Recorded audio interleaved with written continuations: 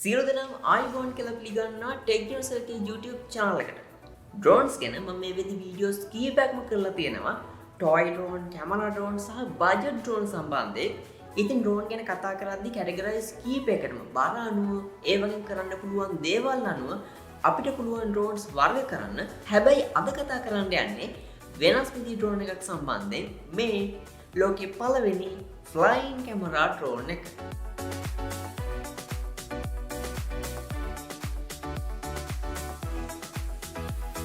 ඉතින් අවුරුදු කීපයකට කලින් ඉඳන්ම ෆෝන් කම්පැනිස් වලට අවශ්‍ය වෙලා තිබ්බ දෙයක් තමයි ෆෝන් එකේ බෙසල් එක පුළුවන් තරම් අඩු කරලා ෆෝන් එක පුරාම ගිය ඩිස්ප්ලේ එකක් තියෙන ෆෝන් එකක් රිලීස් කරන්න.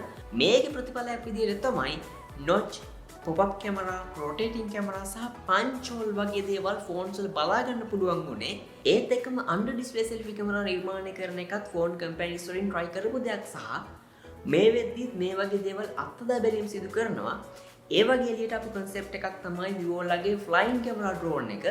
ඒත් එක්ක මේ camera drone එක වෙනුවෙන් Vivo ලා patent එකකුත් fill කරලා තියෙනවා. ඉතින් මේ camera module එක ගැන කතා කරොත් pop up වෙන විදිහට තමයි මෙයාලා නිර්මාණය කරනවා කියලා කියන්නේ. ඒත් එක්ක මේ drone එකේ cameras දෙකක් බලා ගන්න පුළුවන් වෙනවලු.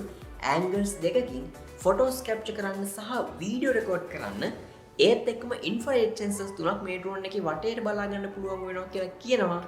ඒකට හේතුව තමයි drone එක fly කරද්දී මොනවාම හරි බාධක තිබුණොත් ඒ දේවල් හඳුනගෙන ඒ වගේ ගැටෙන්නේ නැතුව fly කරන්න තමයි infrared sensors පාවිච්චි කරන්නේ. කොහොම වුණත් මේ drone එකේ කැමරා දෙකේ තියෙන මෙගාපික්සල් ප්‍රමාණය ගැන වීඩියෝ රෙකෝඩ් කරනවා නම් 1080pද 4Kද කියන දේවල් ගැන drone එකේ features ගැන ෆෝන් මොඩල් එක ගැන කොයි කාලෙදි වගේ රිලීස් වෙයිද කියන දේවල් ගැන හරියටම කියන්න අමාරුයි. හේතුව තාමත් අත්දැක බැලීමේ මට්ටමේ තියෙන නිසා එකම එක තැනක විතරක් මම දැක්ක මෙගාපික්සල් 200ක කැමරාවක් මේ ඩ්‍රෝන් එකේ තියෙයි කියලා. හැබැයි ඒ වගේ දෙයක් නම් ඇත්තටම හිතන්න අමාරුයි. ඉතින් ඒ කොහොම වුණත් කාලෙන් කාලයට ෆෝන් කම්පැනිස් වලින් නොයෙකුත් දේවල් සම්බන්ධයෙන් අත්දැක බැලීම් සිද්ධ කරනවා. මේ දේවල් සාර්ථක වෙන්නත් පුළුවන්, අසාර්ථක වෙන්නත් පුළුවන්. මට හිතන විදිහට මගේ අදහස සාර්ථක වෙන්න තියෙන පැත්තට වඩා අසාර්ථක වෙන්න තියෙන පැත්තට ලොකු බරක් තියෙනවා. ඒකට හේතුව මේ වගේ ඩ්‍රෝන් එකක් වැඩ කරද්දී ඩ්‍රෝන් එක charge වෙන්න ඕනේ. ඒ කියන්නේ අපි මේක fly කරාට පස්සේ ආපහු land කරලා ෆෝන් එක ඇතුළට ගියාට පස්සේ අනිවාර්යයෙන්ම drone එක charge වුණොත් විතරයි ආයෙ පාරක් අපිට fly කරන්න පුළුවන් හැකියාව ලැබෙන්නේ.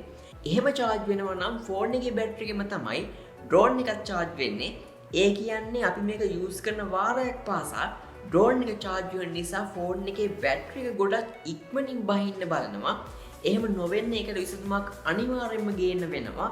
එහෙමත් නැත්නම් මේකට වෙනම බැටරි කම්පාර්ට්මන්ට් එකක් තියන්න වෙනවා. ඒත් එක්කම මේ ඩ්‍රෝන් එක ලොකු සැකට නම් ෆ්ලයි කරන්න බැරි වෙයි. ඩ්‍රෝන් එකේ සයිස් එකත් එක්ක ගොඩක් දුරට හුලකට අහු වෙන තියෙන ඉඩකඩ වැඩි. අනිත් කාරණාව ඩ්‍රෝන් එකේ ඩියුරබිලිටි එක ගැන ලොකුවටම හිතන්න වෙනවා.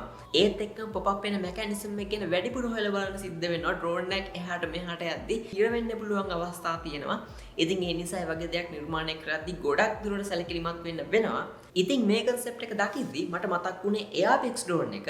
ඉතින් මේ drone එකත් pocket size drone එකක්. කැමරා එකෙන් pop up වෙන drone එකක් නොවුනත් ඒකත් selfie camera drone එකක් විදිහට තමයි release වුනේ. ඉතින් ඒ drone එක සම්බන්ධයෙන් වීඩියෝ එකක් ඕන නම් පල්ලා comment section එකේ comment එකක් දාන්න. අපි බලමු ඉදිරියේදී Vivo එකෙන් මේ කියන flying camera drone එක release කරයිද කියලා. එහෙම වුණොත් අනිවාර්යෙන් මේ ගැනත් මම වීඩියෝ එකක් අරගෙන එන්නම්. ඉතින් මේ concept එක ගැන ඔයාලට මොකද හිතෙන්නේ? ඔයාලගේ දැස පල්ලා comment section එකේ comment කරන්න අමතක කරන්න එපා. වගේම drones වලට කැමති ඔයගොල්ලන්ගේ යාළුවන්ට බලන්න වීඩියෝ share කරන්න අමතක කරන්න එපා. තාමත් ටෙක්නොලොජි YouTube channel එකට subscribe කරලා නැත්නම් subscribe කරන්න අමතක කරන්න එපා. වගේම ඊට පුංචි bell icon එකක් තියෙනවා. මේක press කළොත් විතරයි මම වීඩියෝ එක දාපු ගමන් ඔයගොල්ලන්ට notification එකක් ගෙන්න ගන්න පුළුවන් හැකියාව ලැබෙන්නේ. මේ දින social media මේවත් like follow කරලා තියාගන්න. අද වීඩියෝත් එක්ක තුනට ඔයගොල්ලන්ට ගොඩක් ස්තුතියි. තවත් වීඩියෝ එකකින් අපි ඉක්මනටම හම්බෙමු.